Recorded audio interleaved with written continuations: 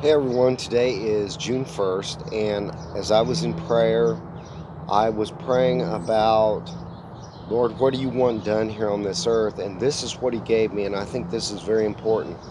In Ezekiel 17, I'd encourage you to read the whole chapter, but in the last three verses of Ezekiel 17, he talks about a remnant.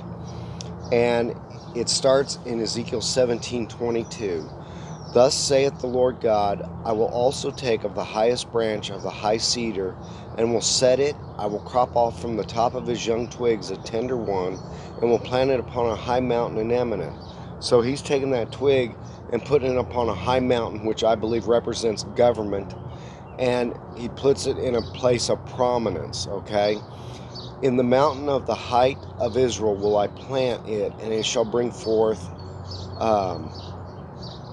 forth boughs and bear fruit, and be a goodly cedar, and under it shall dwell all fowl of every wing. In the shadow of the branches thereof shall they dwell. And all the trees of the field shall know that I, the Lord, have brought down the high tree, have exalted the low tree, have dried up the green tree, and have made the dry tree to flourish. I, the Lord, have spoken and have done it.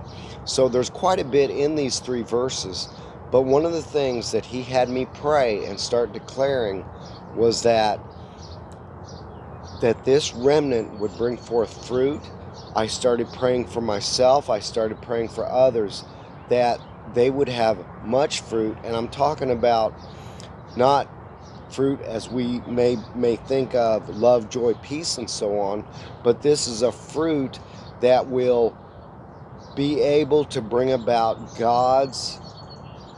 kingdom God's kingdom advancement, okay? So it's about showing who God is to the world. And this here, he says, here it'll bear fruit and be a goodly cedar, and under it shall dwell all fowl of every wing. In other words, it'll have supply. There will be a supply in that remnant. There will be a supply in that remnant. It won't be desolate. So I believe that's very important. Now, when we look at remnant, it talks about the remnant in Ezekiel 17, or I'm sorry, not Ezekiel, Revelation 12:17.